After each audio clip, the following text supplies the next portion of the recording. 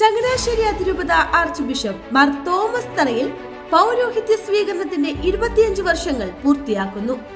1972 ഫെബ്രുവരി 2 Changanassery cathedral ഇടവക തറയിൽ TJ Joseph Mariyamma ദമ്പതികളുടെ മകനായി ജനിച്ച മാർ തോമസ് തറയിൽ 2000 ജനുവരി 1 മഹാജൂബിലി വർഷത്തിൽ ചങ്ങനാശ്ശേരി സെന്റ് മേരീസ് മെത്രാപ്പൊലിത്തൻ പള്ളിയിൽ ആർച്ച് ബിഷപ്പ് മാർ ജോസഫ് പോവുതിലിന്റെ കൈവപ്പ് വഴി പൗരോഹിത്യം സ്വീകരിച്ചു. അതിരമ്പുഴ, നെടുങ്കുന്നം, എടത്വ, കോയിൽമുക്ക് എന്നിവിടങ്ങളിൽ അസിസ്റ്റന്റ് വികാരിയായും 2004 താഴത്ത് വടകരയിൽ വികാരിയായും സേവനമനുഷ്ഠിച്ചു.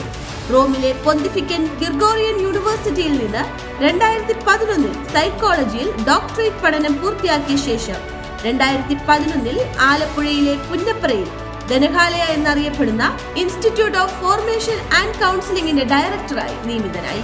2017 April 23 archbishop Mar Joseph പെരുന്തോട്ടത്തിൽ നിന്നും മെത്രാഭിഷേകം സ്വീകരിച്ച് ചങ്ങനാശ്ശേരി അതിരൂപതയുടെ സഹായ മെത്രാനായി ചുമതലയേറ്റു.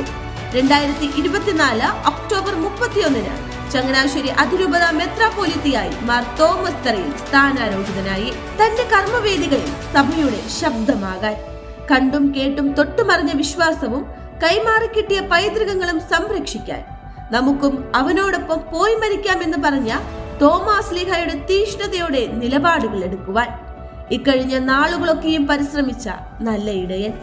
പൗരോഹിത്യ സ്വീകരണത്തിന്റെ 25 വർഷങ്ങൾ പൂർത്തിയാക്കുന്ന ചങ്ങനാശ്ശേരി അതിരൂപത ആർച്ച് ബിഷപ്പ് മാർ തോമസ് തറയിലിന് ചങ്ങനാശ്ശേരി അതിരൂപത കുടുംബത്തിന്റെ പ്രാർത്ഥനാശംസകൾ.